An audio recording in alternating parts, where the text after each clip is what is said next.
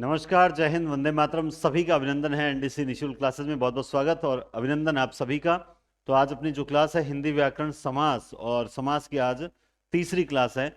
और देखिए, आप ये बिल्कुल ना सोचें कि सर ये तो वाक्य वही है। मेन चीज क्या होती है, मैं फिर बोल रहा हूं कि हम समास, संज्ञा, सर्वनाम, विशेषण हम तीसरी क्लास से पढ़ते ही आ रहे हैं आज तक। मेन चीज होती है, चाहे हम हो या कोई भी हो। अगर मान लो आज मैं भी किसी एग्जाम में बैठूंगा तो निश्चित रूप से मैं एक बार समास जो है, जिस किताब से मैंने रेगुलर पढ़ रखा है, मैं उसको एक बार सरसरी निगाहों से, आंखों से निकालूंगा जरूर, है ना। क्योंकि हर किसी को रिवीजन की आवश्यकता पड़ती है। आप में से कई ऐसे होंगे जो समझना चाहते हैं कि चलो कर्मधारय समास जो है उसमें हम ये देखते हैं कि ये जो उपमेय उपमान और उपमान उपमेय का जो संबंध है इसको किस तरह से हल करें। तो किसी के डाउट्स हैं वो तो क्लियर होते हैं। इसके अलावा ये चीज रहती है कि आप लोगों के लिए एक रिवीजन होता है कि अच्छा हाँ, हमें इस टाइप के शब्द आते हैं कि नहीं आते हैं। इसीलिए मैं कुछ एक्स्ट्रा शब्द जो हैं वो आपको लिखवाने का प्रयास भी कर रहा हूं, ठीक है। तो हम स्टार्ट करते हैं। तत्पुरुष समास हमने एक ही क्लास में किया था, आज हम करेंगे कर्मधारय समास। कर्मधारय समास, हालांकि इसे भी जो कहीं ना कहीं तत्पुरुष समास का भेद ही माना जाता है, ठीक है, लेकिन हम इसे अलग पढ़ते हैं क्योंकि हमारी एनसीईआरटी, हमारी जो किताबें हैं वो इसे अलग ही पढ़ाती है। तो इसमें है कि इस समास में दूसरा पद प्रधान होता है, बिल्कुल दूसरा पद प्रधान होता है, और दोनों पदों में या तो संबंध होगा विशेषण विशेष्य संबंध, और या संबंध होगा उपमेय उपमान संबंध। अब इस संबंध में क्या होता है, कई बार विशेषण पहले या तो यही संबंध होगा, कई बार ऐसा आएगा कि विशेष्य पहले होगा और विशेषण बाद में होगा, तो ये एक नंबर पे होगा और ये दो नंबर पे होगा, ठीक है। कई बार उपमेय उपमान होगा तो कई बार उपमान उपमेय संबंध भी हो जाता है, लेकिन है तो उपमेय उपमान ही ना। तो मुख्य रूप से संबंध इसमें विशेषण विशेष्य या फिर उपमेय उपमान संबंध होते हैं। कई बार इसमें ऐसा भी होगा कि आपको दोनों के दोनों पद विशेषण ही देखने को मिलेंगे।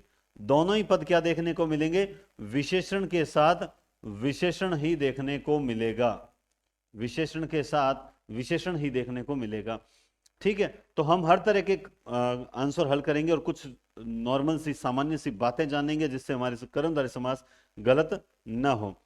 चलिए देखो, सबसे पहले ये संबंध हम कर रहे हैं विशेषण विशेष्य संबंध। तो जब विशेषण विशेष्य संबंध करते हैं, इसका मतलब ये हुआ कि हर शब्द जिसमें पहला शब्द क्या होगा, विशेषण होगा, पहला शब्द क्या होगा, विशेषण होगा, और दूसरा शब्द जो होगा वो विशेष्य होगा। तो ऐसी कंडीशन पे इनको समझने के लिए हमें बस दो ही शब्द को याद रखना है, और वो है जो। क्या याद रखना है, जो। जैसे नीलकमल, तो हम कर देंगे नीला है जो कमल, ये लो साहब, ये हो गया। महाकाव्य, महान, महान है या महा है जो काव्य। अब आप में से मानो जैसे भाई जो रेगुलर पढ़ते हैं, चाहे मैं हूं चाहे आप हो, तो क्या सोचेंगे सर ये तो वो रेगुलर उदाहरण, कुछ नया लाओ। नया नहीं आता। आप देखिए 50% जो चीज होती है वो तो परीक्षा में हमेशा रिपीट होती है, प्रीवियस क्वेश्चन से रिपीट हो रही है। हो रही है कि नहीं हो रही है। महाकवि, तो महा है जो कवि, महा है जो कवि, महा है जो कवि। कुपुत्र, कु यानी बुरा, कु यानी बुरा, तो ये विशेषण है जो पुत्र, कु है जो पुत्र। शुभागमन, शुभ है जो आगमन, शुभ है जो आगमन। नीलोत्पल, तो हो जाएगा नीला है जो उत्पल, नीला है जो उत्पल। सेम महापुरुष, महा है जो पुरुष। पीतांबर,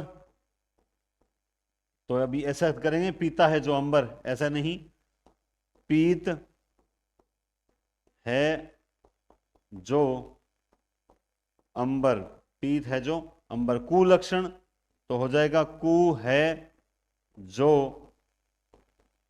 लक्षण। नवयुवक, तो नव है यो। अब आपको कि सर ये तो बहुत सरल हैं, आपने टफ नहीं दिए कुछ। देखो, सरल और कठिन की बात नहीं, आपको ये लॉजिक तो ये समझना है ना, लॉजिक तो ये समझना है कि जिस भी शब्द में अगर विशेषण पहले हो और विशेष्य बाद में हो, तो उसका विग्रह करते समय हमें क्या कर देना है जो लगाना है। हमें यह समझना है, न कि इन उदाहरणों पे जाना है। इन उदाहरणों से चलो ये तो 20-25 है, मैंने आपको 100 बता दिए, 150 बता दिए। पेपर में अगर 151 आ गया तो, यानी कहने का मतलब आपको व्याकरण जो है वो रटने वाली चीज नहीं है, आपको लॉजिक समझने हैं, ताकि आप बाद में जो है इन क्वेश्चंस को हल आराम से कर सको। फिर आगे देखो सज्जन, तो अब इसमें भी दो शब्द सत और जन, तो क्या हो जाएगा, सत है जो जन, सज्जन। काली मिर्च, ये विशेषण है, काली है जो मिर्च। बहुसंख्यक, तो बहुत है जो संख्या में। अल्पाहार, अल्प है जो आहार। वीरबाला, देखो ये भी कितना अच्छा शब्द है, वीर है जो बाला। बहुमूल्य, बहुत है जो मूल्य। ठीक है, तो बस अगर मान लो विशेषण विशेष संबंध वाले आ जाते हैं तो उस कंडीशन पे आपको सिर्फ इतना ही काम करना है कि आपको यह देखना है कि विशेषण पहले है और विशेष्य बाद में है, तो आपको क्या लगा देना है जो लगा देना है। कई बार ऐसा आएगा, कई बार ऐसा आ जाएगा विशेष्य और विशेषण संबंध, यानी विशेष्य पहले आ जाएगा, विशेषण बाद में आ जाएगा।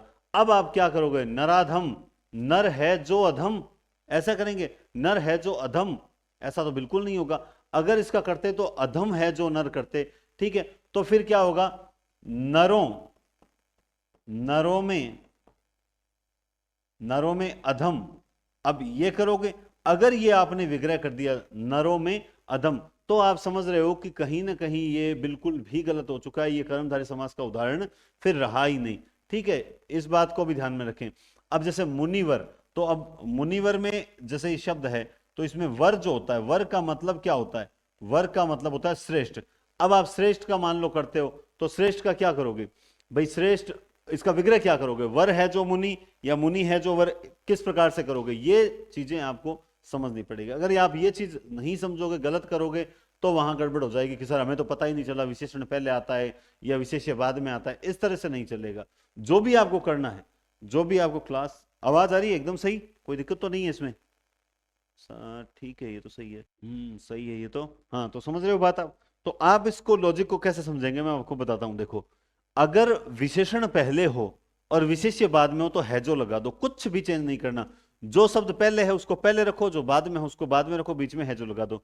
अगर विशेषण आ जाए बाद में, तो उस कंडीशन पे आपको विग्रह करते समय विशेषण को क्या लाना है, पहले लाना है। अधम है जो नर, तो अब आपके एक लॉजिक क्लियर हो गया कि कर्मधारय समास में जिन शब्दों में विशेषण विशेष संबंध होता है, उसका विग्रह करते समय हमेशा विशेषण पहले ही रहेगा। समझ गए बात। अब अगर ऑलरेडी पहले है तो उसे पहले का पहले रहने दो, अगर विशेषण बाद में आया है तो आप उसे पहले ले जाओ। क्योंकि अगर आपने ऐसा नहीं किया, जैसे ये उदाहरण है पुरुषोत्तम, अगर आपने इसका विग्रह यूं कर दिया कि पुरुषों में उत्तम, पुरुषों में उत्तम, तो ये कहां हो जाएगा, ये अधिकरण में चला जाएगा। आप ध्यान रखें, मैंने पहले ही बता रखा है विग्रह के अनुसार नामकरण होगा। तो फिर इसका क्या करें सर, सीधा करना है, विशेषण बाद में आया ना, आप पहले ले लो। उत्तम है जो पुरुष, ये हो गया पुरुषोत्तम। ठीक है, सेम ऐसे मुनिवर, मुनियों में वर यानी श्रेष्ठ है जो, नहीं, बल्कि वर, वर का मतलब हो गया श्रेष्ठ, वर का मतलब हो गया श्रेष्ठ, है जो मुनि, वर है जो मुनि, ये कुछ नहीं है। अब देखो, कई बार स्टूडेंट पता ही नहीं लगा पाता है कि इसका विग्रह करते समय शब्द क्या डालूं। मैंने देखो, जैसे शब्द आ गया, जैसे शब्द आ गया रामदयाल, क्या शब्द आ गया, आप में से किसी का नाम भी हो सकता है, देखो ध्यान से देखो, शब्द आ गया रामदयाल, क्या शब्द आया, रामदयाल। अब क्या हुआ रामदयाल शब्द का, कि राम है जो दयाल, दयाल, सर दयाल शब्द है, इसको चेंज, कुछ लोग है ना मतलब पकड़ के बैठ गए इस बात को कि सर समास का विग्रह करते समय जो सामासिक पद होता है उसमें कोई परिवर्तन नहीं होता, इसको पकड़ के बैठ गए, सर एज इट इज शब्द रखने चाहिए। ये सब फालतू बातें। राम दयाल, तो क्या करोगे, राम है जो दयाल, नहीं, यहां पे राम की विशेषता बताइए, यहां बाद में, यानी ये विशेष विशेषण है, विशेष्य पहले विशेषण बाद में। आप जब इसका विग्रह करोगे तो आएगा दयालु है जो राम, वो होता है राम दयाल, दयालु है जो राम, वो राम दयाल। तो इसका मतलब विग्रह करते समय हम इसको पहले ले जाएंगे। ऐसे ही जैसे मान लो एक शब्द आ जाएगा राम, ठीक है, राम दीन, ये शब्द आ गया, तो अब आप क्या करोगे, राम का दीन, है ना, दीनों के राम, इस तरह नहीं, कुछ नहीं, दीन है जो राम, दीन है जो राम, वही तो राम दीन है। अब मान लो पेपर में प्रश्न आ गया, मान लो शब्द आपके सामने इस तरह से आ गया, जैसे शिवदयाल नहीं करनी जो राम राम कृपाल, राम कृपाल, तो सेम वही सिस्टम हो गया, क्या हो जाएगा, कृपालु है जो राम, वही तो क्या हो गया, राम कृपाल। इसी तरह से आ गया, मान लो नराधम, तो मैंने बता दिया, प्रभु दयाल, क्या शब्द आ गया, प्रभु दयाल, तो प्रभु दयाल में क्या हो जाएगा, सेम वही, दयालु है जो प्रभु, वही तो हो गया प्रभु दयाल। तो कहने का मतलब दयाल शब्द को, मतलब कई बार सोचते हैं कि दयाल का अर्थ क्या होगा, दयाल यानी दयालु, कृपाल यानी कृपालु, दीन यानी दीन। तो याद रखें, ये इस टाइप के कुछ उदाहरण होते हैं जिनको आप ढंग से पढ़ोगे, और बस यही होते हैं, पढ़ा हुआ ही आता है, पहले पढ़ा हुआ ही आता है, लेकिन हमें उसमें कंफ्यूज जो है वो किया जाता है, और आपको सावधान रहना है। फिर आता है विशेषण की पुनरुक्ति। एक ऐसी अवस्था आ जाती है जब विशेषण क्या आ जाता है, मतलब पुनरुक्ति में आना स्टार्ट हो जाता है, विशेषण जो है वो पुनरुक्ति में स्टार्ट हो जाता है। पुनरुक्ति का मतलब दो, मतलब प्रथम पद भी विशेषण और द्वितीय पद भी विशेषण, ये वो सारे शब्द हैं जिनमें दोनों ही विशेषण है। तो सर हम दोनों जब विशेषण आ जाएं तो उस कंडीशन पे हमें क्या करना चाहिए, बस ये बात है। जैसे मान लो इसमें मोटा ताजा है, अच्छा है, बुरा है, तो क्या करें, तो देखो इसमें कि विग्रह करते समय कर दो, जो शीत है जो उष्ण है, बस जो शीत है जो उष्ण है, यानी इसमें क्या होता है, आगे जो ले आओ, फिर जो, ठीक है, वहां वो एक आ जाएगा विशेषण, यहां विशेषण आ जाएगा, जो विशेषण है, ठीक है, फिर आगे लिख दो जो विशेषण है, ये लो हो गया। बस इसको हल करने का तरीका होता है, जब दोनों ही विशेषण आ जाए तो दोनों के साथ क्या लगा दो, जो विशेषण है जो विशेषण है। अर्थात अब देख लो सारे उदाहरण एक तरीके से हो जाएंगे, जो विशेषण है जो विशेषण है, ये ट्रिक दिमाग में रहनी चाहिए। जो शीत है जो उष्ण है, जो श्याम है जो सुंदर है, जो गोरा है जो गट है। अरे गट क्या होता है सर, गट तो नारियल का होता है, और गट क्या हो गया, देखो इन इस टाइप के जब शब्द आ जाते हैं तब क्या हो जाएगा, अत्यधिक, अत्यधिक गोरा है जो। अब यहां पे क्या, ये एक तरह से निर्थक आ जाएगा, निर्थक शब्द आ गया। मतलब कई बार ऐसा, जैसे ये देखो लाल चट, या हम कोई बोलता है लाल चुट, इस तरह बोलता है, तो इसका मतलब हो जाएगा अत्यधिक लाल है जो। ये तो इस तरह के उदाहरण आ गए। बाकी देखो, जो श्याम है जो सुंदर है, जो भला है जो बुरा है, जो मोटा है जो ताजा है, जो नीला है, नीलोहित मतलब जो नीला है, और जो लोहित मतलब लाल, जो लोहित है। अब आपने इनको क्यों रटो, कितने के रटोगे आप, तो इसको रटो, जो विशेषण है जो विशेषण है। इसका मतलब दो विशेषण आ जाए तो जो विशेषण है जो विशेषण है, जो मोटा है जो ताजा है, जो अच्छा है जो बुरा है, जो लाल है जो पीला है, जो नीला है जो पीला है, पीत यानी पीला, पीत यानी पीला, तो क्या हो जाएगा, जो नीला है जो पीत है, पीत यानी पीला है। काला शाह, तो अब इसमें क्या करते हैं, जो या तो सीधा कर दो, जो सीधा ही आप तो वही तरीका अपनाओ, अत्यधिक काला है जो। अब हिंदी में बोलते हैं काला शाह, वरना अपने मारवाड़ी में तो क्या बोलते हैं कि काड़ो कुट पीड़ो पट लाल चुट, है ना, ऐसा ही बोलते हैं ना। तो फिर अपने तो काला शाह मतलब अत्यधिक काला है जो, तो ये होता है विशेषण की पुनरुक्ति हो जाती है तब होता है। बात आ गई समझ में। तो सर ये शीतोष्ण में तो सर ये कर्मधारय होता ही नहीं है, सर शीतोष्ण में तो वो होता है, द्वंद्व समास होता है। बिल्कुल आपका दिमाग एकदम सही जा रहा है। सर ये अच्छा बुरा में आप बता रहे हो, अच्छा बुरा में हो सकता है किसी ने कमेंट भी कर दिया हो, सर इसमें अच्छा बुरा तो ये आपने गलत लिख दिया, आप तो बोल रहे हो जो अच्छा है और फिर आपने लिख दिया जो बुरा है। पर सर ये तो इसका उदाहरण ही नहीं है ना, ये तो सर द्वंद्व समास में जाना चाहिए था, फिर आपने यहां क्यों मतलब ऐड कर दिया। देखो पहले भी मैंने आपको बोल रखा कि मैंने ये अच्छा बुरा तब होगा जब इसका विग्रह मैं यूं कर दूंगा।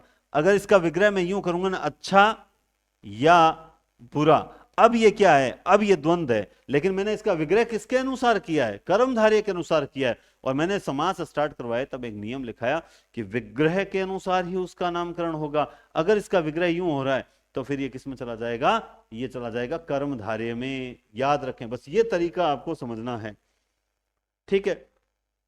तो दो संबंध ये हो गए। अब आता है उपमान और उपमेय संबंध। सबसे पहला उपमान। उपमान किसे कहते हैं? उपमान का मतलब होता है जिससे तुलना की जाए। मान लो किसी चीज से जिससे तुलना होती है वो उपमान होता है। और उपमेय क्या कहते हैं? जिसकी तुलना करते हैं। क्या करते हैं? जिसकी तुलना करते हैं वो होता है उपमेय होता है। जैसे किसी के मुख की सुंदरता की तुलना करनी है कि चंद्रमा सा कांतिमय मुख रूप दर्शन है तुम्हारा, तो हमने किसी के मुख को कहा कि चंद्रमा सा कांतिमय मुख रूप दर्शन, कि तुम्हारे रूप मुख के जो मुख का दर्शन है, तुम्हारा मुख रूप जो है वो चंद्रमा के समान लग रहा है। चंद्रमा जिस प्रकार चांदनी बिखेरता है, तुम्हारा चेहरा भी चंद्रमा की भांति चांदनी बिखेर रहा है। कोमल कलाइयां कुसुम सी और नयन मृग नयन से सुंदर। तो यहां पे हमने कोमल कलाइयों की कोमल कलाइयां कुसुम सी, कोमल कलाइयों की हमने तुलना कर दी कुसुम से, क्योंकि कुसुम भी कोमल, कलाइयां भी कोमल। मृग नयन से सुंदर, और नेत्र तुम्हारे मृग के नयनों के समान सुंदर हैं, तो इसलिए ये हो जाएगा। तो बात समझ गए आप? अब इसका लॉजिक क्या है सर? इसका लॉजिक है अगर उपमान पहले हो तो आपको कुछ नहीं करना। अगर उपमान पहले हो तो आपको सीधी सीधी बात है के समान लगाना है दोनों शब्दों के बीच में। अगर उपमान तो कमल के समान, तो सीधा क्या हो जाएगा? हाँ देखते हैं, कमल के समान नयन। ये लो बस हो गया। कहां दिक्कत आई? मीनाक्षी। अब देखो आप जो है ना ये पढ़ते हैं मीन के समान आंखों वाली। मुझे एक बात बताओ, चलो ये तो ठीक है, मीन के समान अक्षी वाली, ठीक है, लेकिन और इसी तरह से ये मृगनयनी की बात करते हैं। मृगनयनी के बारे में आता है मृग के समान नयनों वाली। मुझे एक बात बताओ, किस नायिका के, इतिहास आपने इतना पढ़ा है, किस नायिका के नेत्र मृग के समान है? मृग के समान तो ये होगा कि मतलब मृग के जैसे पूंछ होती है तो आंख के भी पूंछ होनी चाहिए। मृग के चार टांगे होती है तो उसके नायिका की आंखों के भी चार टांगे होनी चाहिए। और फिर उसकी आंख जो है तो ये मृग के समान थोड़ी है। या हिसाब से तो क्या होना चाहिए? मृग नयनों के समान नयनों वाली, ये होना चाहिए भाई। मृग के जो नेत्र हैं वो बड़े सुंदर होते हैं, छोटे छोटे नेत्र होते हैं, तो मृग नयनों के समान नेत्रों वाली मृग नयनी होनी चाहिए। लेकिन हम पता नहीं ये पढ़ रहे हैं, मेरे तो ये समझ में आज तक नहीं आया। सेम शब्द है, सेम डिटो शब्द है, तो ये भी शब्द क्या विग्रह करेगा? ये भी ये करेगा कि मृग नयन के समान अक्षी वाली, मृगाक्षी ये होना चाहिए।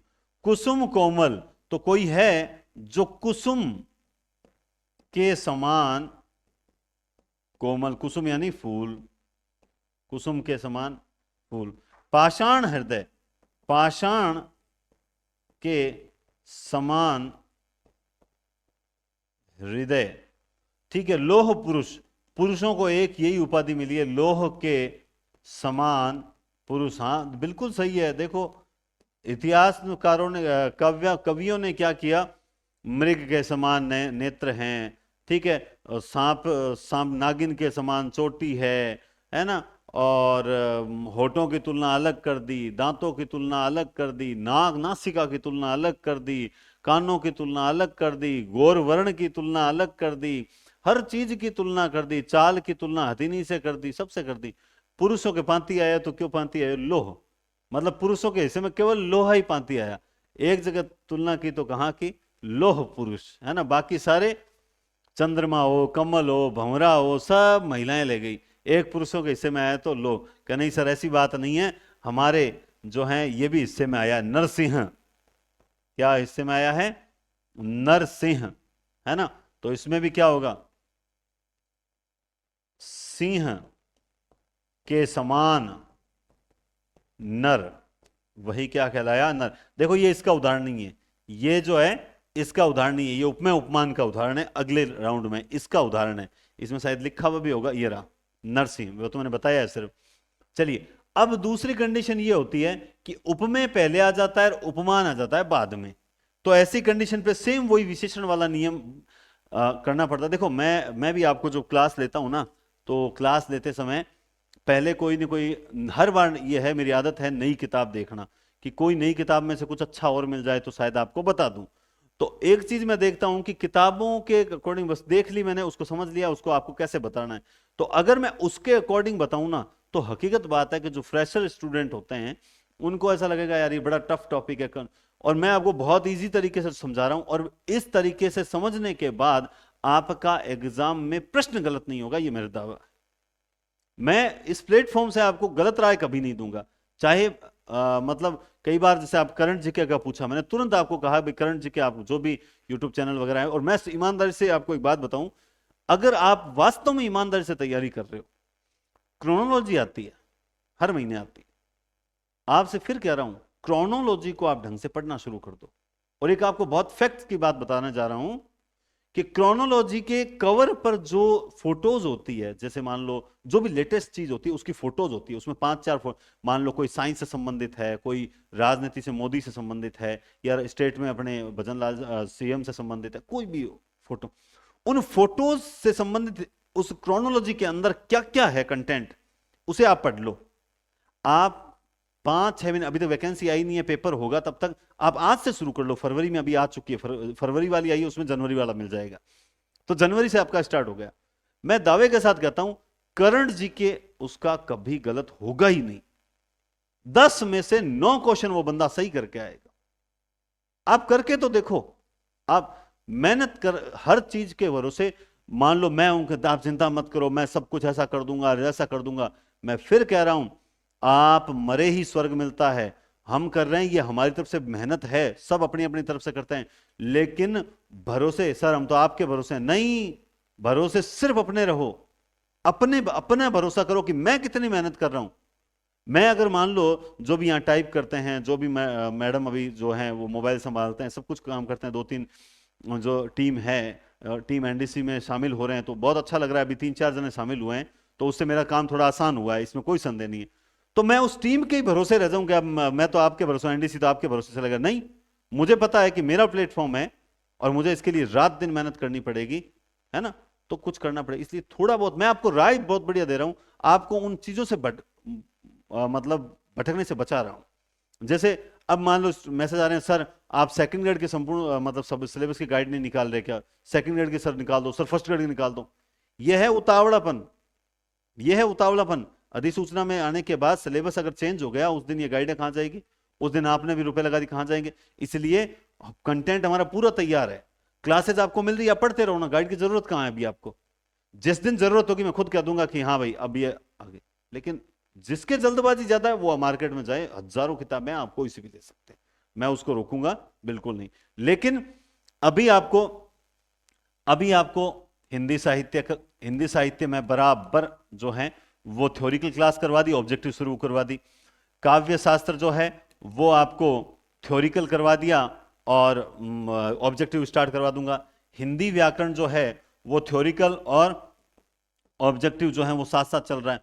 यानी ये जो पार्ट है ना, ये कितने नंबर का पार्ट है आपको पता है, ये कम से कम 100 नंबर का पार्ट है, 100 नंबर, यानी सॉरी 100 प्रश्न का, ये 100 प्रश्न का पार्ट है। यानी आपके 200 नंबर तो मैं अभी इस प्लेटफॉर्म से ही तैयार करवा रहा हूं, तो फिर कहां दिक्कत है। इसी तरह मैं कहता हूं कि चाहे हरियाणा हो, चाहे पंजाब हो, यूपी हो, चाहे बिहार हो, कहीं पर भी आप पढ़ रहे हो, जो स्टूडेंट जुड़ रहे हैं, अभी हरियाणा में भी जो एचटेट क्लियर होने के बाद वैकेंसी आने वाली है, तो उन सबके लिए कारगर सिद्ध होगी क्लासेस। तो जब आपको 200 नंबर का मार्क्स करवा रहा हूं, अब रहा शिक्षण विधियां और स्नातक, तो इस शिक्षण विधियां में तो चलो कोई चेंजिंग नहीं होगी, ये मैं व्याकरण के बाद सीधा शिक्षण विधियां ही लेने वाला हूं, इसमें कोई संदेह नहीं है। लेकिन स्नातक पार्ट में अभी आप अगर कर रहे हो तो जल्दबाजी कर रहे हो, थोड़ा रुक जाइए। कोई छोटी मोटी कहानी चेंज हो जाती है, फिर वो हमें ऐसा लगता है कि अरे यार ये गाइड तो हमने जो है वो पुराने सिलेबस के अकॉर्डिंग, तो आप मैं इतना जल्दी नहीं, और नुकसान कितना होता है, आज मान लो निकाल दें और फिर आप कहते हो सर ये तो नया सिलेबस नहीं है, तो इसलिए डर लगता है। इसलिए मैं तो अभी हिंदी साहित्य की किताब, सर फिर हिंदी साहित्य का आपके नहीं लेंगे, मतलब कोई दिक्कत नहीं है, ये बड़ी क्लासेस मैं जो करूंगा वो एकदम सोच समझ के ही करूंगा, गलत फैसला बिल्कुल नहीं लूंगा। तो थोड़ा सा आप धैर्य से पढ़ें और लॉजिक को समझ के और हर तरीके से करें, ठीक है। तो सेम इसमें हम बात कर रहे हैं विशेषण विशेष्य संबंध जो है उसके अकॉर्डिंग अगर हम बात करें, चरण कमल, इस बार उपमान पीछे आ गया, इन सब में पीछे है। तो आपको क्या करना है, जैसे विशेषण को आगे लाए थे ना, ठीक ऐसे ही उपमान को ले आओ पीछे। तो जब आप इसको उपमान को पीछे लाओगे तब थोड़ा सा चेंज हो जाएगा। जब आप उपमान को ले जाके आगे लाओगे विग्रह करते समय, तब आपको क्या करना पड़ेगा, रूपी। ध्यान रखना, अगर उपमान पहले है ऑलरेडी तो आपको के समान लगाना है, लेकिन अगर आप उपमान को पहले ला रहे हो तो आपको के समान की जगह रूपी लगाना है। तो क्या हो जाएगा, कमल रूपी चरण, ठीक है, स्त्री रूपी रत्न, यश रूपी पताका, भव, अरे रे रे, नहीं नहीं, देखो देखो, ये बस यही यही यही यही यही। अब देखिए यहां गड़बड़ हो जाती है, कर दिया ना हमने, और हम पढ़ते भी ऐसा ही है, और एग्जाम में क्या होता है, माइंड चलना ही बंद हो जाता है, हमें ऐसा लग रहा होता है हम जो आंसर लगा रहे हैं सही लगा रहे हैं।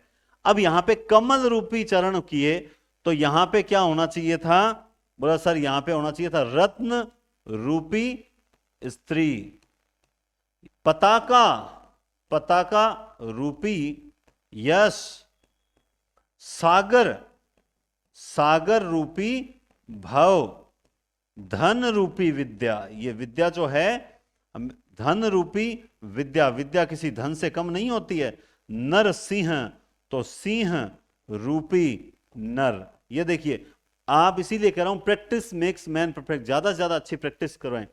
मुख चंद्र जो है, चंद्र रूपी मुख, ठीक है, देहलता, लता रूपी देह, धर अधर पल्लव, अधर पल्लव, तो क्या हो जाएगा, पल्लव रूपी अधर, पल्लव रूपी अधर, हस्तारविंद, तो क्या हो जाएगा हस्त, सॉरी वही सेम गलती,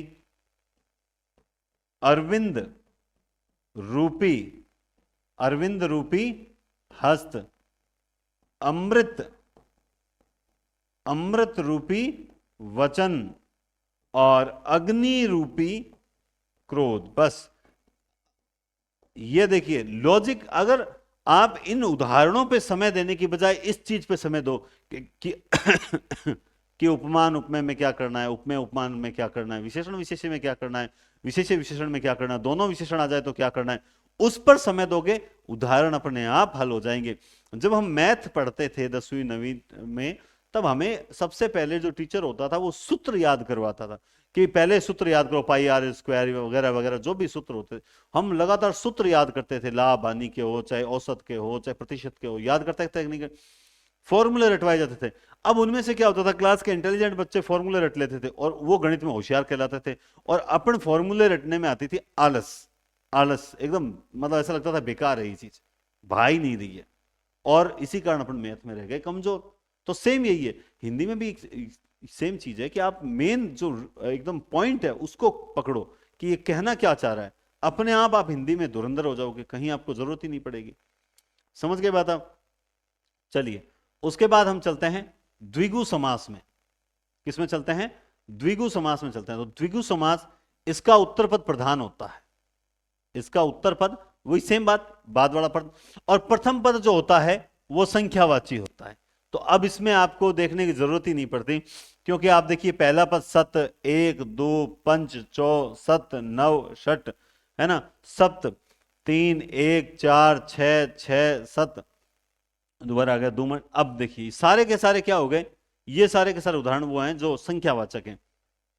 अब इसमें एक चीज ध्यान रखनी पड़ती है, देखो आप जानते हैं कि 1 से लेकर 10 और फिर उसके बाद 100, ये जो चलता है ये चलता है द्विगु समास में। उसके बाद जो ये 9 वाली संख्या है, उन वाली, उन उपसर्ग, ये चली जाती है अव्ययी भाव में चली जाती है, ठीक है। और फिर ये जो सीधी बीच वाली संख्या आती है 2 4, ठीक है, और 60, 70 ये संख्या सारी किसमें आ जाती है, ये चली जाती है द्वंद्व में। तो संख्यावाचक जो होते हैं उसमें भी तीन तरह से हम उदाहरण देखते हैं। तो हम यहां पर वो देख रहे हैं सिर्फ संख्या संख्या वाले। जैसे शताब्दी, तो अब्द कहते हैं वर्ष को, तो 100 अब्दों का 100, 100 यानी शत, शत अब्दों का समूह, ठीक है, एकांकी। अब एकांकी है ना, एक अंक का, एकांकी क्या होता है, एक अंक का, बस जो एक अंक का है वही एकांकी। दो आना, दो आना का समूह। पंचवटी, अब आप कहोगे सर ये तो है ना जो पंचवटी तो इसमें बहुब्री में जाना चाहिए, बिल्कुल जाते हैं, क्यों नहीं जाते हैं, लेकिन आपको शुरू से पढ़ा रहे हैं कि बहुत से उदाहरण हम पढ़ते आए हैं कि वो मूल रूप से जिस समाज के हैं हम उसी में पढ़ रहे हैं, बाकी वो तीसरा अर्थ देने के कारण जो है वो बहुब्री में जाएंगे। तो सर हम ऐसे कैसे पता लगाएंगे कि ये बहुब्री में जा रहा है कि नहीं जा रहा है, हमें कौन सा करना है, तो वो करना है ऑप्शन के आधार पर। तो सर ऑप्शन के आधार पर हमें कैसे करेंगे, प्रैक्टिस करवाओ। तो आप जानते हैं कि हर टॉपिक के बाद अपनी जो ऑब्जेक्टिव क्लास होती है उसमें मैं आपको बता दूंगा। तो 5 अब्दों का समूह जो होता है पंचवट। चौमासा, 4 मासों का या माहों का समूह। सतसई, 700 का समाहार। देखो अब इसमें क्या कर देते हैं स्टूडेंट, गलती कर देते हैं कि 700 दोहों का समाहार सतसई। सतसई का मतलब 700 दोहे नहीं है, शतक का मतलब 100 रन नहीं है, दर्जन का मतलब 12 केले नहीं है, दर्जन का मतलब 12 वस्तुएं हैं, शतक का मतलब जो भी 100 है वो शतक है, ठीक है। सतसई का मतलब 700 का समाहार है। नवग्रह, तो नव ग्रहों का समूह जो है वो नवग्रह। षट रस, षट यानी 6 रसों का जो समाहार है वो क्या कहलाता है, सप्ताह। 7 अहन, अहन कहते हैं दिन को, 7 अहनों का समूह जो होता है वो होता है सप्ताह। त्रिभुज, त्रिभुज मतलब 3 भुजाएं, 3 भुजाओं का समूह त्रिभुज या 3 भुजाओं। अब देखो इसमें आपको एक चीज समझाता हूं, अब आप में से किसी के दिमाग में हो सकता आ गया होगा कि सर इसका तो हो जाएगा 3 भुजाओं की आकृति तो विशेष।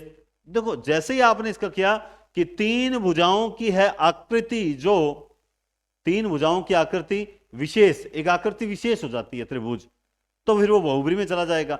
आप जैसा विग्रह करोगे वैसा का वैसा नामकरण होगा। एक तारा, एक तार, एक तारा मतलब जो चौतारा, एक तारा जो ऐसे आते हैं, अरे बार बार मैं तारा कर रहा हूं। एक तार का, एक तार का, एक तार का, ठीक है ना, एक तार का जो है,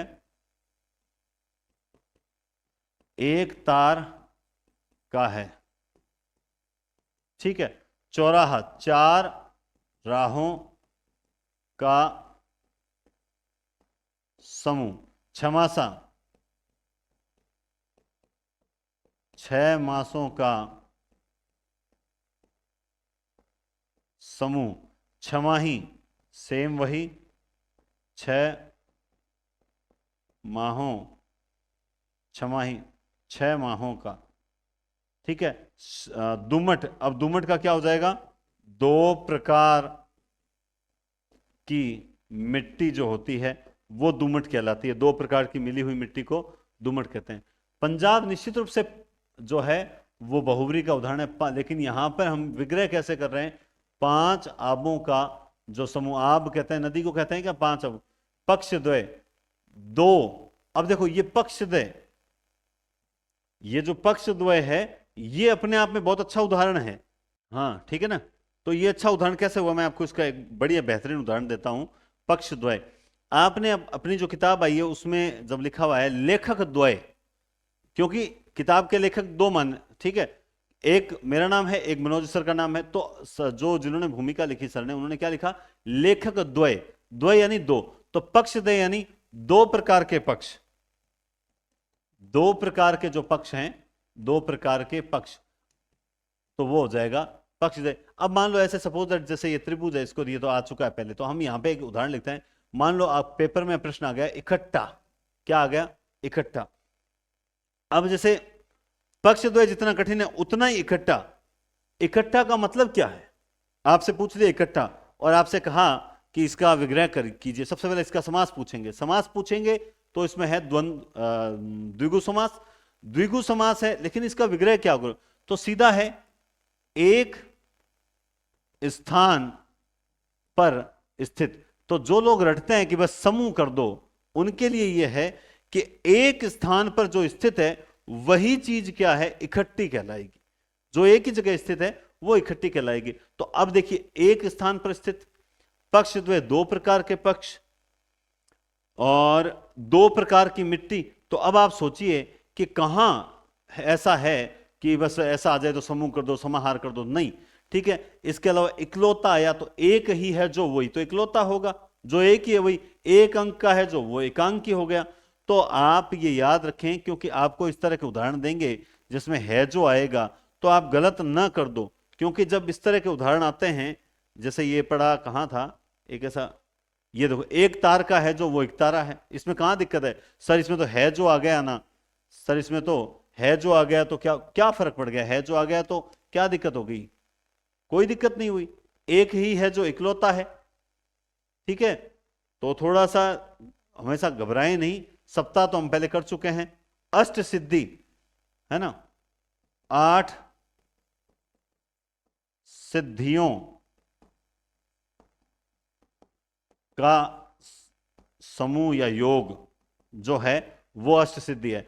अब आप अष्ट सिद्धि का मान लो विग्रह करते हो, 8 सिद्धियों का समूह विशेष है, विशेष में जाते ही कहां हो जाएगा, बहुरी में चला जाएगा। दशक 10, अब दशक हम किसके लिए यूज करते हैं, 10 वर्षों का समूह जो हो गया दशक हो गया। यानी कि सर वर्षों वर्ष कैसे ले आए, 10 का समूह जो है वो दशक, केवल 10 का समूह दशक।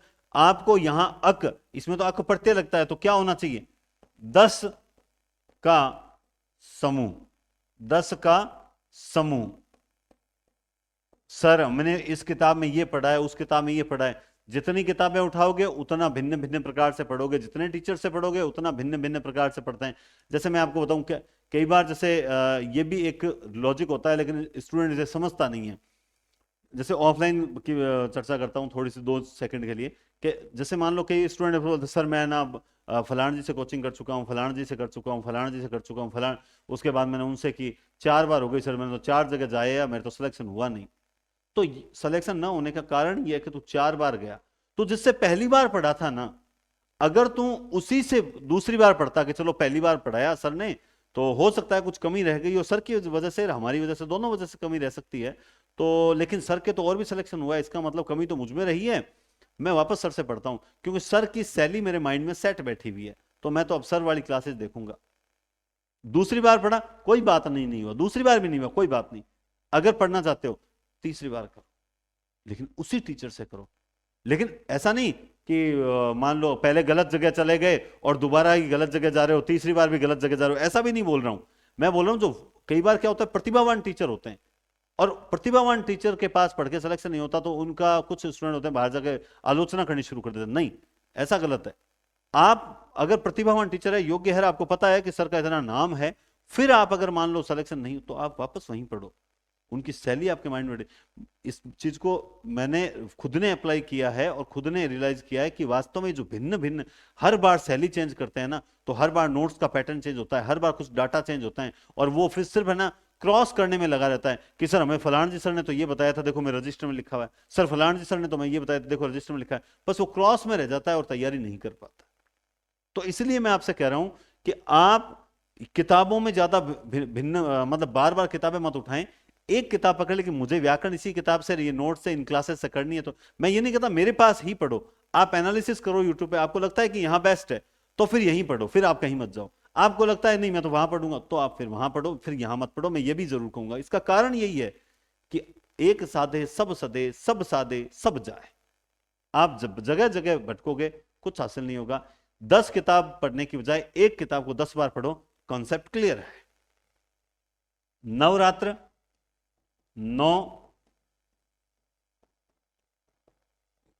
रात्रियों का समूह। सप्तऋषि, 7 ऋषियों का समूह। अब आप जानते हैं कि सप्तऋषि जैसा शब्द भी जो है, विशेष ऋषियों की बात हो रही है, ये उनको ही सप्तऋषि कहा गया है, ये बहुव्रीहि में चला जाता है। तो विग्रह जैसा करोगे वैसा 5 पात्र, ठीक है। तो 5 पात्रों का जो समूह है वो त्रिरत्न, 3 रत्नों का समाहार। बस, कहां दिक्कत है? कहां दिक्कत है? क्या 2 राहें?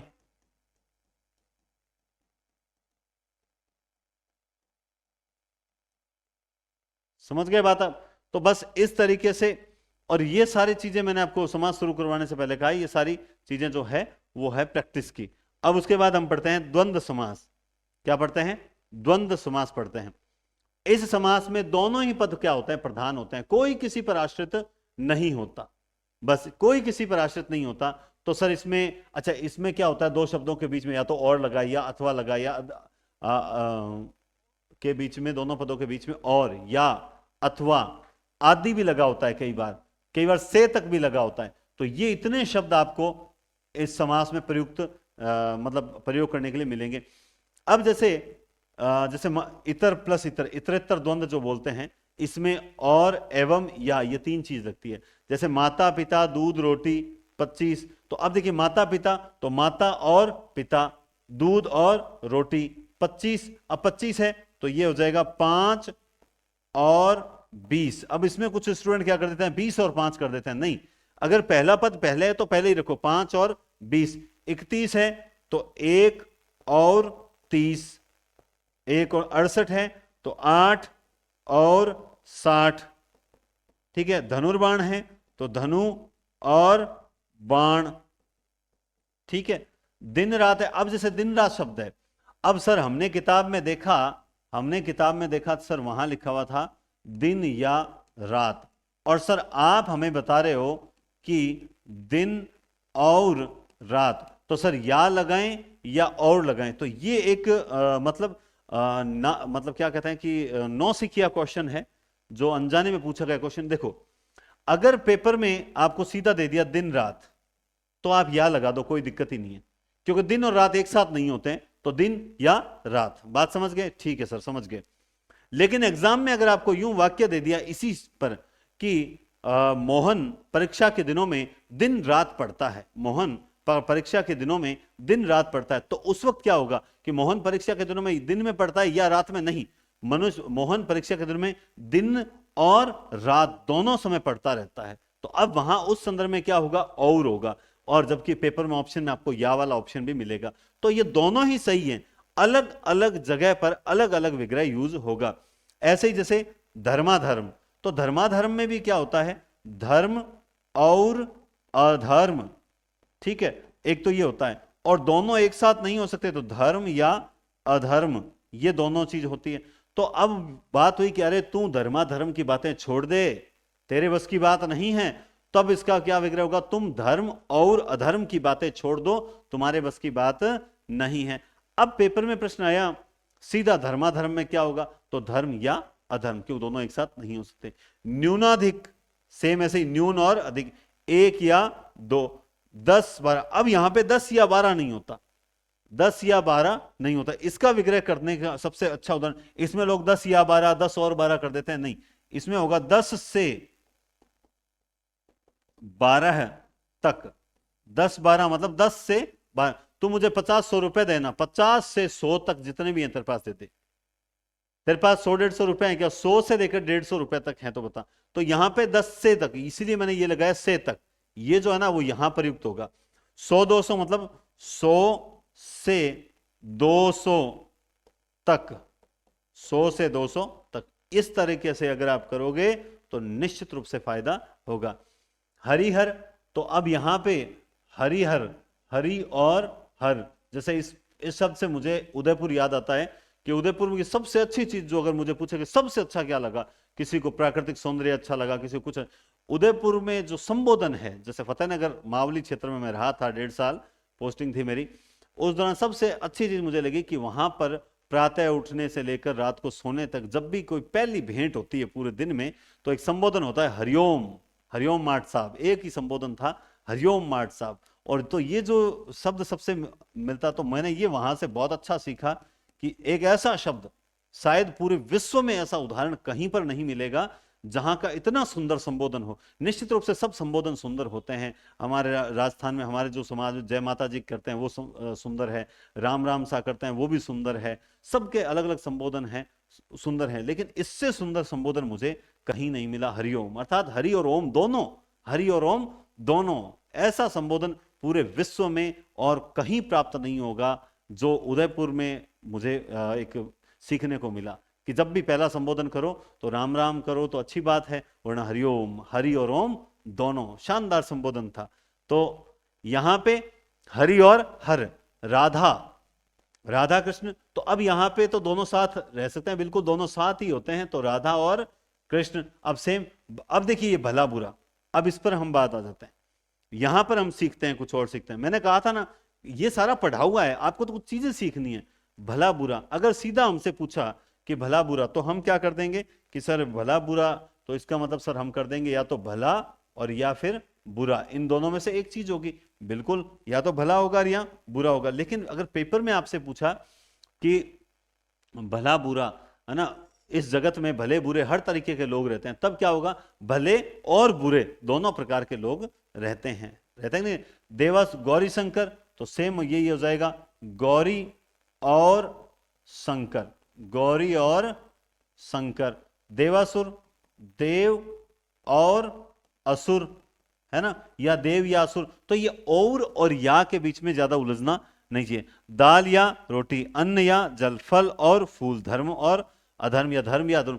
देवासुर फिर आ गया, दाल रोटी आ गया, जल वायु, तो जल और वायु, 86, तो क्या हो जाएगा 6 और 80। कहां दिक्कत आई, कोई दिक्कत ही नहीं आ रही, लॉजिक समझना है। गाय और भैंस, लव और कुश, जल और वायु, सुख और दुख, भला बुरा, ये सारी चीजें कोई खास नहीं है इनको लिखने की। सुरासुर, तो सुर या असुर, यस यस या अपयस, तो ये भी एक ऐसा ही उदाहरण है कि इस जगत में यशापयस तो मिलते रहते हैं, अर्थात यश या अपयस, यश और अपयस तो मिलते रहते हैं, लेकिन यश और अपयस एक साथ नहीं मिलते, इसीलिए यश या अपयस। शीतातप, ठीक है, तो शीत और आतप। अब देखो ये जो है शीत और आतप, तो जो शीत है, जो आतप है यानी गर्मी, तो यहां पे इसका विग्रह अगर शीत और आतप या शीत या आतप करोगे तो द्वंद्व है, और जो शीत है जो आतप है तब ये कर्मधारय में चला जाएगा। शस्त्रा शस्त्र, तो यहां पे शस्त्र और अस्त्र हो जाएगा, हो जाएगा कि नहीं हो जाएगा। कृष्णार्जुन, कृष्ण और अर्जुन, अपना या पराया, अपना पराया। अब इसके बाद देखो एक चीज और होती है, जैसे भूखे, हां, जैसे वह, ध्यान से समझना मेरी बात को, वह भूखा प्यासा है, एक वाक्य पेपर में आया और आपसे पूछा कि वह भूखा प्यासा है, और एक वाक्य आया, उस भूखे प्यासे को बुलाओ। ये दो वाक्य हैं, सेम चीज यूज की गई है यहां पर, और आपसे पूछा गया है, आपसे पहले पूछा कि इसमें मुझे समास बताओ कि वह भूखा प्यासा था, इसका मतलब ये हो जाएगा वह भूखा और प्यासा, ये होगा इसका विग्रह, वह भूखा और प्यासा था। अब यहां क्या कर दिया, उस भूखे प्यासे को बुलाओ, और आपको ये एग्जाम्पल देके पूछ लिया कि इसमें कौन सा समास होगा या इसका विग्रह क्या होगा। मैं दावे के साथ कहता हूं 50% स्टूडेंट जो है वो गलत करेंगे, है ना, तो यह पूछेगा इसमें कौन सा समास है, और 50% नहीं 70% स्टूडेंट गलत करेंगे। आज की डेट में ये क्लास में अभी क्लास आप तक पहुंचेगी ना, तब तक ये मैं टेलीग्राम पे क्वेश्चन डालूंगा, आप इसको देख चुके होंगे। तो देखो अब यहां पे क्या होगा, उस भूखे को प्यासे को बुलाओ, मतलब होगा कि जो भूखा है, जो भूखा है, जो प्यासा है उसे बुलाओ। यहां पे क्या कहना चाह रहा है कि वह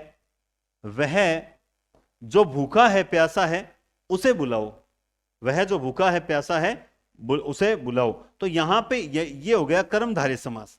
ये क्या हो गया? कर्मधारय समास। एक ही शब्द है, यहां पे अलग संदर्भ है, यहां पे अलग संदर्भ है। इसीलिए कहते हैं रट्टाफिकेशन को से मुक्ति पाओ, किसी चीज को इतना अच्छे तरीके से समझो। टीचिंग का मतलब ही यही है, शिक्षण का मतलब ही यही है कि आपको कठिन से कठिन चीज जो है वो सरलता से बताया जा सके।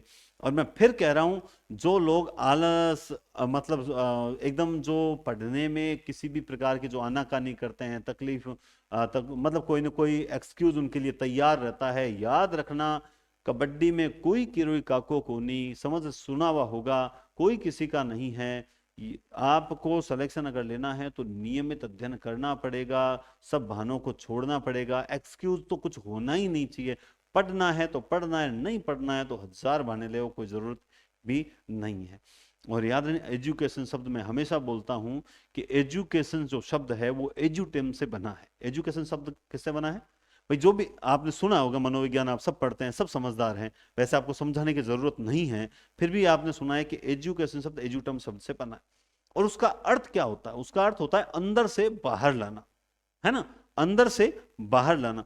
यानी कोई भी टीचर कितना अच्छा अच्छा पढ़ाता है उससे मैटर नहीं है, उस वो टीचर काम क्या करता है। वो टीचर किसी भी बच्चे के अंदर जो नॉलेज है, जो एक एक्स्ट्रा ऑर्डिनरी है, या जो कुछ मतलब बढ़िया चीज है जिससे वो मतलब कुछ समाज में नाम कर सकता है, उसे लाता है बाहर। अब जिसके अंदर कुछ है ही नहीं, उससे टीचर बाहर क्या लाएगा? जीरो रिजल्ट होगा, कुछ भी हासिल नहीं होगा। ठीक ऐसे ही हम भूमि में, किसान जो होता है बीज बोता है, फसल निकलती है और हम अपना पेट भरते हैं। लेकिन आपने सुना होगा कुछ जमीनें बंजर होती है, वहां चाहे किसान कितनी भी मेहनत कर ले, उसके अंदर कुछ है ही नहीं तो निकलेगा क्या? कुछ होगा तो निकलेगा ना। तो सेम सिचुएशन है। कुछ स्टूडेंट जो हैं वो कहीं ना कहीं मतलब जानबूझ के पढ़ना चाहते ही नहीं है, वो स्वयं को बंजर साबित कर रहे हैं कि हमें कुछ है ही नहीं, हम तो। ये गलती कर रहे हो आप, अभी तक समय है। मैं फिर कह रहा हूं कि समय का सदुपयोग समझें और उसका मूल्य समझें, व्यर्थ में नष्ट ना करें, वरना यह हो जाएगा कि यार हमें तो कुछ हो ही नहीं रहा।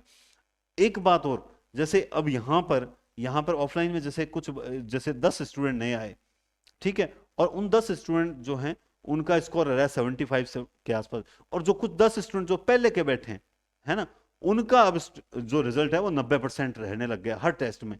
तो अब वो देखते हैं अरे ये कितना होशियार है। नहीं, उन्होंने पिछले 6 महीने यहां दिए हैं, 6 महीने से वो यहां लगातार टेस्ट पे टेस्ट कंटिन्यू कर रहे हैं, तो उनकी लगातार की हुई मेहनत है ना, वो अब उनको आगे रख रही है। और मैंने उनको 10 को यही बोला, मैंने कहा तुम भी 2-3 महीने रुको, फिर तुम्हारा स्तर देखना, तुम भी यहां ही आ जाओगे। क्या कैसे? मैं ला रहा हूं क्या? नहीं, मैं कुछ नहीं ला रहा हूं, आपकी काबिलियत है, मैं तो उस काबिलियत को निखार रहा हूं, एक दिशा दे रहा हूं कि हाँ भाई आप इसको इस तरीके से कर सकते हो। मैंने आपको ये सरल तरीके से समझा दिया। अब जिसमें काबिलियत होगी वो समझ लेगा, जिसके पास बहाने होंगे वो नहीं समझ में आएगा, और जिसके पास एकदम भी कुछ नहीं होगा वो चैनल को ऑन करके चला जाएगा, देखेगा भी नहीं, क्योंकि उसे पढ़ना है ही नहीं। अब मैं कड़वी बातें बोल देता हूं, मुझे कई बार मैसेज करते हैं मेरे जो रिलेटिव्स हैं, वो भी बोलते हैं कि तू इस तरह कड़वी बातें बोलता है ना तो सीरियसली पढ़ाता है, इसीलिए तेरे ना सब्सक्राइबर कम है। तो एक चीज है कि कहावत है कि शेर का बच्चा एक ही अच्छा, है ना। तो वही बात है, आप जितने पढ़ रहे हो ना उतने ही काफी हो, गुण करोगे तो इतने ही काफी हो, पढ़ोगे तो भले ही सब्सक्राइबर कम बढ़े, लेकिन कड़वी बात कहनी जरूरी है, क्योंकि वरना आप लोग आलस करते रहोगे, आप कुछ नहीं करोगे। तो मैं अपने शब्दों के लिए कोई किसी भी प्रकार की कोई ऐसा नहीं कहता कि भाई मैं जो है गलत नहीं, मैं कड़वा बोलता हूं थोड़ा, लेकिन आपके हित के लिए बोलूंगा, अनावश्यक मैं बात नहीं करूंगा, ना ही आपको डिमोटिवेट करूंगा। मैं आपसे यही कह रहा हूं, अभी तक आपके पास देखो कितना समय है आपके पास, अभी तक विज्ञप्ति नहीं आई है, अभी तक विज्ञप्ति नहीं आई है। सपोज दैट 1 महीने बाद विज्ञप्ति आती है, तो फिर उसके 1 महीने तक फॉर्म भरे जाएंगे, और फिर कम से कम जो है वो 1.5 महीना 2 महीना लग जाएंगे, मान लो अधिकतम 2 महीने फॉर्म जो सॉरी पेपर होने में। आपके पास टोटल समय कितना है? 4 महीने न्यूनतम समय पर्याप्त है। अब होगा क्या, ये इतना % स्टूडेंट है ना, ये विज्ञप्ति आने पर जागेगा, लास्ट डेट होगी तब ये पढ़ना शुरू करेगा 50%, और अगर पेपर जल्दी हो गया तो ये तो बाहर हो गए सीधे के सीधे, ये तो सीधे बाहर हो गए। जो 30% है, ठीक है, वो और भी खतरनाक है, वो और भी खतरनाक है। वो क्या करते हैं, पेपर की डेट आउट होने के बाद सोचते हैं, वो पेपर के डेट आउट होने के बाद सोचते हैं। असल में टक्कर तो है ना इन 20% के बीच में ही है, और उसमें भी ये 10% एक ऐसे होते हैं जो एक्स्ट्रा ऑर्डिनरी होते हैं, जो बाजी मारते हैं। अब एक्स्ट्रा ऑर्डिनरी की परिभाषा क्या है? परिभाषा यही है, जो लगातार पिछले 5-6 महीनों से ईमानदारी से अध्ययन कर रहा है वो एक्स्ट्रा ऑर्डिनरी है, कुछ भी नहीं है। मैं भी जो है एक समय बाई ग्रेस से पास हुआ हूं, 6th क्लास में पहली बार संस्कृत लगी थी, मेरे भी ग्रेस लग गई थी। क्या हो गया? लग गई तो लग गई, नहीं पता था उस वक्त। अगर आपने कुछ पढ़ नहीं रखा और आप फेल हो गए, इसमें बुरी बात क्या है? हो गए तो हो गए, आपने पूरी तैयारी की और फिर फेल हो जाओ, मजाल पड़ी है क्या? ध्यान रखें इस बात को। आप तैयारी करके एग्जाम में जाओ फिर फेल हो जाओ, तब क्वेश्चन मार्क लगता है। लेकिन हमने तैयारी की नहीं इसलिए हम फेल हो गए, कोई बात नहीं, उसमें डिमोटिवेट होने की आवश्यकता ही नहीं।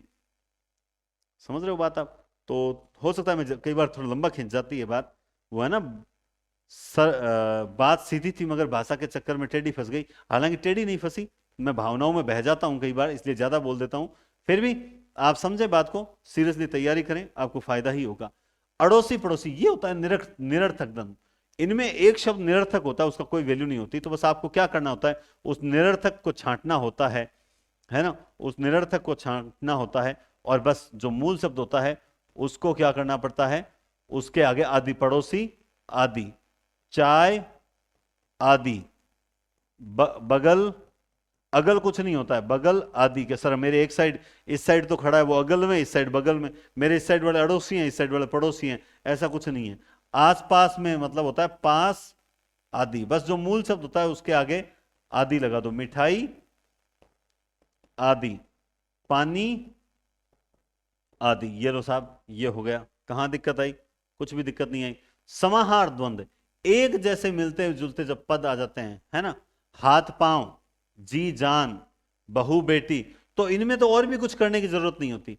ये समकक्ष शब्द होते हैं। समकक्ष मतलब समान महत्व वाले शब्द होते हैं। तो सर पहले वालों को समान नहीं था, बल्कि इनको मतलब एक ही चीज, जैसे बहन बेटी की इज्जत करनी चाहिए, है ना, पान तंबाकू ये जो होते हैं, ये सर बाल बच्चा, घर में बाल बच्चा कैसे हैं, समझ रहे हो बात आप?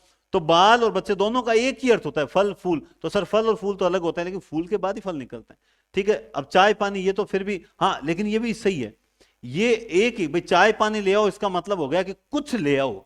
जरूरी नहीं है कि चाय पानी, वहां पे कॉफी भी आ सकती है, वहां कोल्ड ड्रिंक भी आ सकता है, लेकिन कहने में आता है चाय पानी। तो ये होते हैं समाहार, तो एक जैसे अर्थ देने का। कंकर पत्थर जोरी के, तो कंकर और पत्थर, समझ रहे बात, एक ही चीज है ये। तो ऐसी सिचुएशन में क्या होता है, हाथ पांव आदि, जी जान, बस इनके तो सीधा ये डैश हटा दो, डैश हटा दो बीच में से, और सब बहन बेटी आदि, चाय पानी आदि, फल फूल आदि, बाल बच्चा आदि, कामकाज आदि, कंकर पत्थर आदि, पान तंबाकू आदि। बस सिंपल सी बात है। आपको क्या करना है, बीच में से डैश हटा के और आदि लगा दो, आपका गलत नहीं होगा। अब आता है बहुव्रीहि समास। बहुव्रीहि समास जो सब समासों के विशेष अर्थ, जो स्पेशल जो कैंडिडेट्स हैं उन सबको छांट लेता है। बहुव्रीहि समास, जिसने समास के टेस्ट लिए, अव्यय भाव समास का टेस्ट लिया, उसमें 2-4 बालक ऐसे थे जो विशेष अर्थ दे रहे थे, जो विशेष बालक हैं उनको छांट लिया, बोला आओ तुम्हारी क्लास अलग लगाएंगे। तत्पुरुष समास में टेस्ट लिया तो तत्पुरुष समास के कुछ विशेष बालक निकले, बोला यू आर मोस्ट टैलेंटेड। जैसे लोकनायक, लोकनायक निकला था, लोक का नायक, तो लोकनायक शब्द कहीं ना कहीं विशेष की ओर जा रहा था, तो इसलिए बहुव्रीहि ने कहा तुम मेरी साइड आ जा। इसी तरह से कर्मधारय है, इसी तरह से पीताम्बर विशेष अर्थ देने लग गया था, बोला तुम आजा मेरी तरफ, तुम्हारा विग्रह अलग तरीके से करेंगे, तुम्हें जो क्लास है वो भी थोड़ा अलग तरीके से देंगे। बस बहुव्रीहि समास है। लंबोदर, अब लंबोदर जो है, अब आप जानते हैं इसमें मोस्टली देवता जो हैं, देवताओं के जो पर्याय हैं वो सारे इसमें आ जाते हैं। आते हैं कि नहीं आते हैं? इसके अलावा इसमें जो रूढ़ हो चुके हैं, बल्कि रूढ़ की बजाय मैं यूं कहूंगा जो योग रूढ़ शब्द हैं, जो रूढ़ यौगिक और योग रूढ़ होते हैं, उनमें से जो योग रूढ़ शब्द हैं वो सारे किसमें आ जाते हैं, इसमें आ जाते हैं।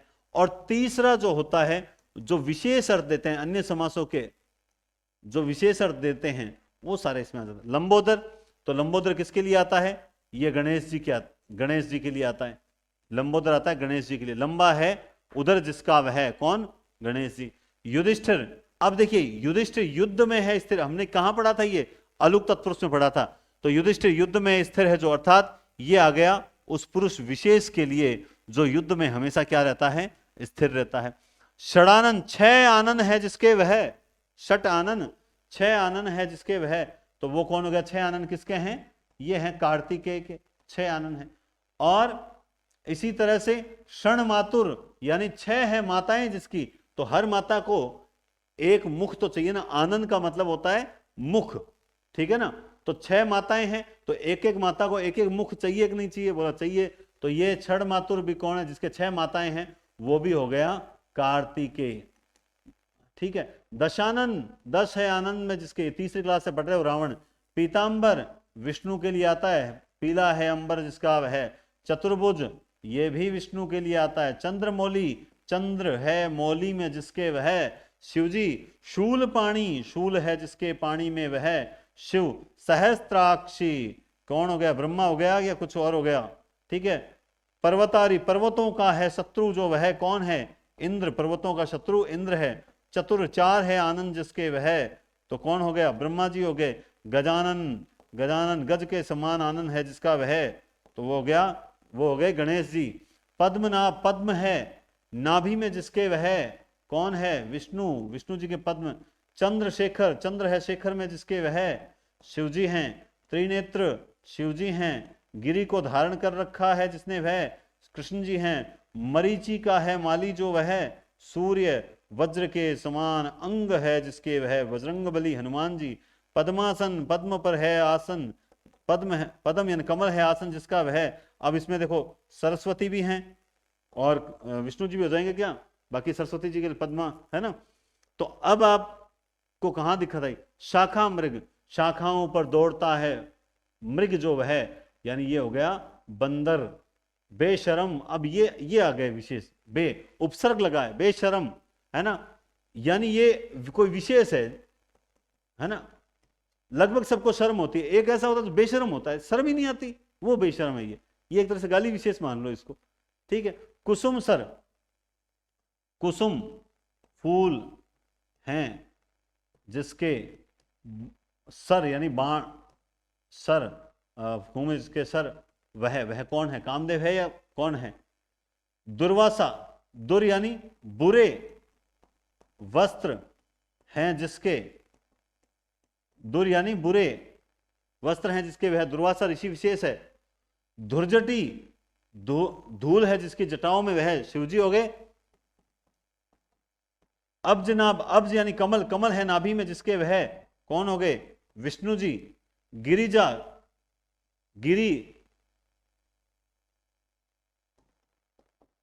गिरिजा किसके लिए आता है? गिरिजा, गिरि से जन्मी है जो वह, कौन? पार्वती जी। बाघांबर, बाघ है अंबर यानी वस्त्र जिसके वह, शिवजी। त्रयंबका, त्रयंबक हो गए 3 है, अंबर, अंबक, 3 अंबक, अंबक यानी नेत्र, कौन हो गए? शिवजी। 3 है नेत्र जिसके वह, शिवजी। वसुंधरा, वसुओं को धारण करने वाली, धरा है जो धरती माता, वसुओं, वसु कहते हैं, वसु कहते हैं रत्न को, वसु कहते हैं रत्न को। आशुतोष, शीघ्र प्रसन्न हो जाता है, कौन? शिवजी। शिवजी शीघ्र प्रसन्न हो जाते हैं। गोपेश, गोपों का ईश, देखो देवताओं के गोपों का ईश कौन है? कृष्ण। धवल वसना, सफेद वस्त्र हैं, धवल उज्जवल वस्त्र हैं सरस्वती जी के, धवल वस्त्र हैं सरस्वती जी के। मंदोदरी, मंद है, मंद यानी छोटा, मंद यानी छोटा है उदर जिसका, मंदोदरी है। अमरपति, अमर है जिसका पति, अमर है जिसका पति। सर इसमें क्या होगा? इसमें होगा स्त्री विशेष, इसमें होगा स्त्री विशेष। दामोदर, दाम यानी दाम, दामोदर मतलब दाम है, सॉरी दाम से बंधा है, उदर जिसका वह, किसका बंधा था? जिसका वह कृष्ण जी का बंधा था। गज वदन, गज के समान मुख किसका है? गणेश जी का। वाचस्पति, वाणी का पति, वाणी का पति, है ना। तो अब ये सारे के सारे विशेष अर्थ देते हैं, योग रूढ़ शब्द हैं। और क्या सर इनका कोई, इनकी कोई उदाहरण, कोई ट्रिक? और इनकी कोई ट्रिक नहीं है। पहले इसको देखने से पहले इसको पढ़ो। उपयुक्त उदाहरणों के अतिरिक्त ऐतिहासिक, ध्यान से समझ जाना, पौराणिक, धार्मिक, राजनीतिक, व्यक्ति या फिर वस्तु या स्थान विशेष आदि किसी विशेष प्रयोजन और मान्यता अथवा परंपरा के कारण रूढ़ होने वाले शब्दों में बहुब्रीहि समास होता है। इसकी कोई लिमिटेशन नहीं। जितने भी आपके शहरों के नाम हैं वो सारे के सारे, बीकानेर, जयपुर, विशेष अर्थ दे रहे हैं, है ना। कोई किसी के द्वारा बसाया गया नगर विशेष वगैरह है, तो सारे के सारे बहुब्रीहि समास। राष्ट्रपति, जितने पद हैं वो पद विशेष हो गए, है ना, तो वो बहुब्रीहि समास में आ जाते हैं। इसीलिए कहता हूं ऑप्शन पे देखना चाहिए। आपको समझ आया वो टॉपिक, चलो मैं कर दूंगा, समझ आ गया मुझे, अब मैं ऑप्शन कर दूं। अब जैसे वो प्रश्न है, जैसे क्या था, भूल गया मैं एक शब्द, मसीजीवी, मसीजीवी। अब ये शब्द आ गया पेपर में, आपको इतने रटवाए उसमें से नहीं आया, मसीजीवी आ गया। 2015 फर्स्ट ग्रेड में आया हुआ ये मसीजीवी। अब सोचे सर ये मसीजीवी क्या, चलो मान लिया मसीजीवी कईयों को नहीं पता, लेकिन बाकी तीन तो पता हो गए, और बाकी तीन पता थे। मसी कहते हैं, मसी कागज छुयो नहीं, है ना। तो अब लोग क्या करते हैं, देखो हिंदी कितनी गलत बताते थे, मुझे याद है। मसी कागज छुयो नहीं, कलम गयो नहीं हाथ, ये कबीर की पंक्ति है, मसी कागज छुयो नहीं, कलम गयो नहीं। तो मसी कागज छुयो नहीं, तो कहते हैं मैंने कभी कागज नहीं छुआ। अरे नहीं, मसी का मतलब है तो शाही, कलम, मसी कागज यानी कलम कागज, तो मसी का मतलब होता है कलम बेचकर, कलम बेचकर खाने वाला। अब सर कलम बेचकर मतलब वो फिर के पेन बेचता था क्या? नहीं, कलम बेचकर खाने वाला मतलब वो अपनी मसी, कलम का मतलब हो गया मसी यानी शाही, वो शाही बेचता था। कलम से निकलती है शाही, शाही से वो लिखता था। जैसे प्रेमचंद, प्रेमचंद मसीजीवी हैं, क्योंकि वो अपनी रचनाओं के द्वारा ही अपना जो है वो घर का मतलब जो घर चलाते थे, एक तरह से यूं मान लो, ठीक है। तो जो लेखक अपनी रचनाओं को मान लो देते हैं, इसीलिए लिखते हैं ताकि उनको कुछ मतलब वो कहते हैं ना कि आर्थिक उपार्जन के लिए कुछ मिलता रहे, तो वो मसीजीवी कहलाते हैं। तो इस टाइप के शब्द जो होते हैं ये कैसे पता, तो ये कोई रटने से पता नहीं होता। और मैं बता दूं ये उस वक्त है ना किसी भी किताब में नहीं था, उस वक्त ये किसी भी किताब में नहीं था। कुछ एक आध किताब को कोई पुरानी छोड़ दे तो उस वक्त मैंने भाई हमने भी तो नया शब्द देखा तो आते ही किताबें चेक की, किसी में नहीं मिला मुझे, झूठ बात है। मिला कहाँ, एक नवी क्लास की किताब में जो लेसन है, उन लेसन में जो है पाठ पढ़ाते समय एक बार बच्चे को वहां आया था ये शब्द, तब मैंने कहा ये देखो इस तरह के शब्द यहाँ मिलते हैं। तो आप जब अच्छा पढ़ोगे ना तो ऐसे बहुत सा वोकैब आपके जहन में आता जाएगा, आप नई शब्द सीखते जाओगे और वही चीज आपके वहां काम आ जाएगी, ठीक है। श्रीश, तो श्री का है ईश, जो कौन है वो, श्री यानी लक्ष्मी, विष्णु हो गए। सुलोचना, सुंदर है लोचन जिसके वह, स्त्री विशेष। आजानु बाहु, घुटनों तक भुजाएं हैं लंबी जिसकी वह, पुरुष विशेष। हमारे बीकानेर के महाराजा गंगा सिंह जी भी जो थे आजानु बाहु थे। कनकटा, कान है जिसकी कटी वह। मुरारी, मुर है, मुर का है अरी जो, मुरारी किसके लिए आता है, कृष्ण के लिए, मुर नामक राक्षस का मुरारी। अष्टछाप, अब देखिए 8 अष्टछाप जो कवि, एक कुछ कवि विशेष जिन पर अष्टछाप लगी थी, है ना, कोई छाप ऐसे कोई थोड़ी लगाई थी, ठीक है। अष्टछाप, जिन्हें अष्टछाप कहकर बुलाया जाता है, अष्टछाप। और आपको अष्टछाप का पता भी होना चाहिए कि सर वो अष्टछाप थे कौन कौन से, समझ रहे हो बात आप या नहीं समझ रहे हो। और सुग्रीव, सुंदर है ग्रीवा जिसकी वह, बताओ कौन, जल्दी कमेंट करो। देखो सुंदर है ग्रीवा जिसकी वह कौन, कई कमेंट कर देंगे बाली का भाई सुग्रीव, कोई नहीं, ये कौन है, मोर। मयूर है वाहन जिसका वह, कार्तिकेय। वाल्मीकि, कितना अच्छा शब्द है वाल्मीकि। अब आओ विग्रह करो, विग्रह करने वाले होते ना, मैं ऐसे ही शब्द पूछता हूं, बताओ वाल्मीकि का विग्रह करके बताओ। जैसे एक शब्द आता दोआब, दोआब का विग्रह क्या होगा, वाल्मीकि का विग्रह क्या होगा। जैसे हमने अभी गिरिजा, गिरि से जन्म लेने वाली जो है वो गिरिजा होती है, ठीक है। वाल्मीकि का विग्रह क्या होगा, ये भी एक अच्छा शब्द है वाल्मीकि। अच्छा पहले तो अष्टछाप की बात ही नहीं की अपन ने, अष्टछाप पूछ रहा था मैं तो, इसका विग्रह क्या होगा अष्टछाप का, ये बिंदी नहीं है, अष्टछाप का विग्रह क्या होगा। 8 कवियों की छाप है जिस पर, यानी जिस पर 8 कवियों की छाप है, वो कवि विशेष, वो जो एक कवि समूह है, वो विशेष कवि समूह है, उन्हें ही अष्टछाप कहा गया है। ठीक है ना। और इसके दुर्वासा हमने पहले कर लिया था ना, दामन से बंधा, दाम, हाँ दाम यानी दामन से बंधा है, ठीक है, वो हमने बात सही कर ली थी। और इसी तरह से शब्द हो जाएगा, हाँ इस पर बात करते हैं, नील, ये तो यहां आएगा नहीं, छोड़ दो इसको, आ तो जाएगा, हाँ बिल्कुल आ जाएगा, बिल्कुल आ जाएगा, लेकिन इसको यहां रहने देते हैं, कंफ्यूज होगा।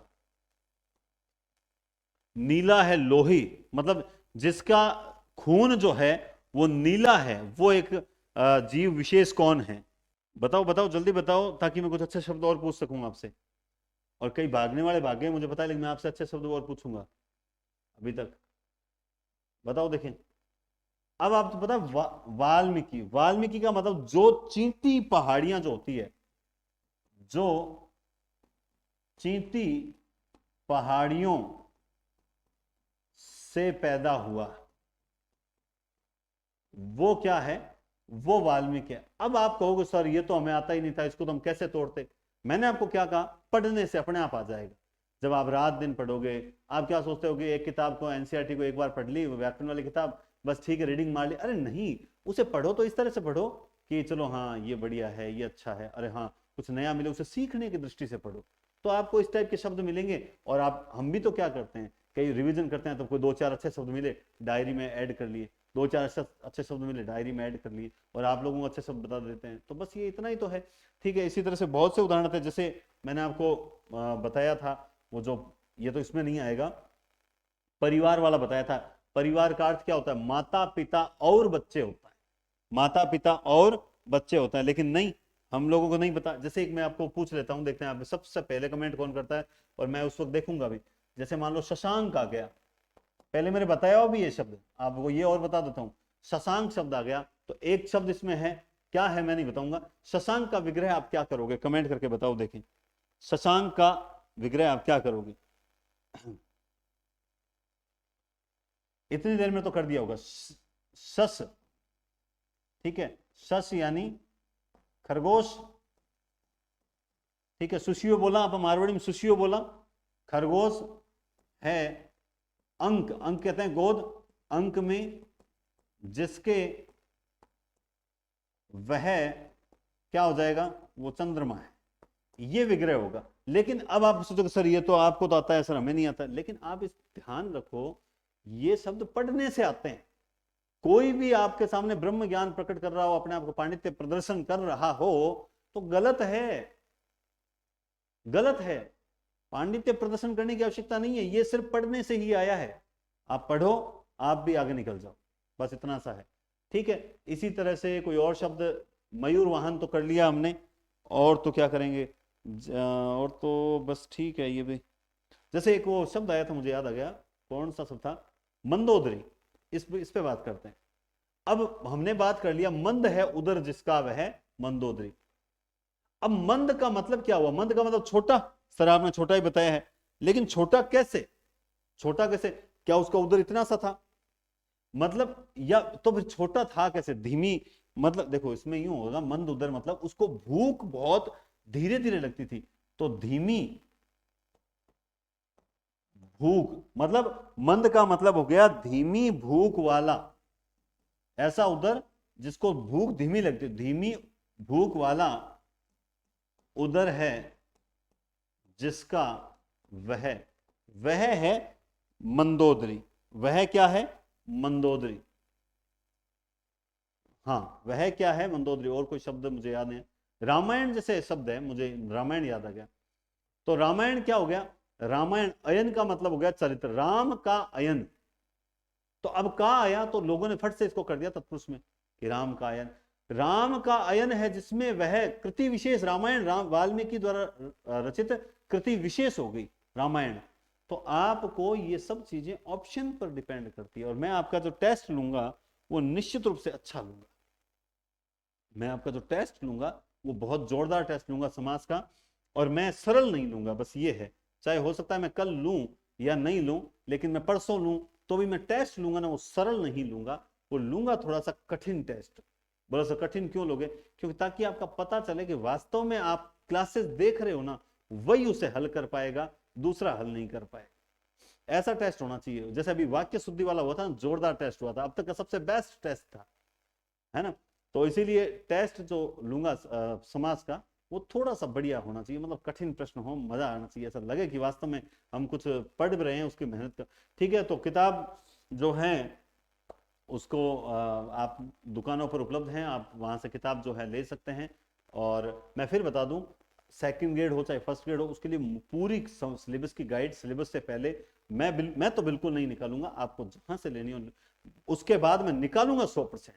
ये मैं और लिख के दे रहा हूं, उसके बाद 100% निकालें। और वैसे जरूरत पड़ेगी नहीं, कैसे नहीं, साहित्य का पूरा इसमें आ रहा है, काव्य शास्त्र की अलग से एक छोटी किताब निकालूंगा, शिक्षण विधियों की अलग से निकालूंगा, और व्याकरण की अलग से निकालूंगा, और शिक्षण विधियों की अलग से निकालूंगा। तो मेरी तो अलग से 4-5 बुक आ जाएगी, वही आपका कवर कर देगी। तो सर स्नातक के लिए मैं शॉर्ट नोट्स जो हैं वो निकालूंगा, और वो वैसे भी मैं हिंदी पॉइंट पे जो टेस्ट सीरीज है ना वहां दे दूंगा। तो आपको स्नातक के लिए कहीं भटकने की आवश्यकता ही नहीं पड़ेगी, मैं आपको पूरे नोट्स दे दूंगा, और प्लस मैं यहाँ पे क्लासेस करवा दूंगा। इसके बाद आपको किसी किताब की आवश्यकता ही नहीं पड़ेगी।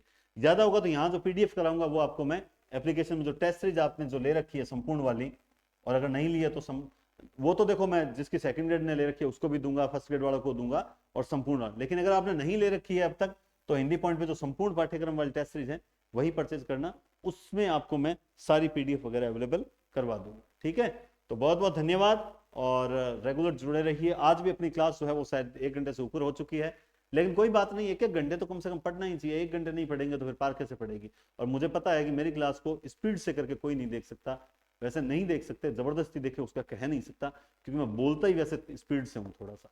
तो ठीक है, बहुत बहुत धन्यवाद, टेक केयर और शुभ रात्रि। क्लास को लाइक शेयर एंड सब्सक्राइब करें। होली से पहले अपने 1 लाख का टारगेट पूरा करना है। अपने पास भी जो है वो 1 लाख का परिवार होना चाहिए, और मैं अकेला कुछ नहीं कर सकता, लेकिन मैं एक अकेला चल दिया, लोग आते रहे, कारवां बनता गया। बहुत बहुत धन्यवाद, टेक केयर, शुभ रात्रि।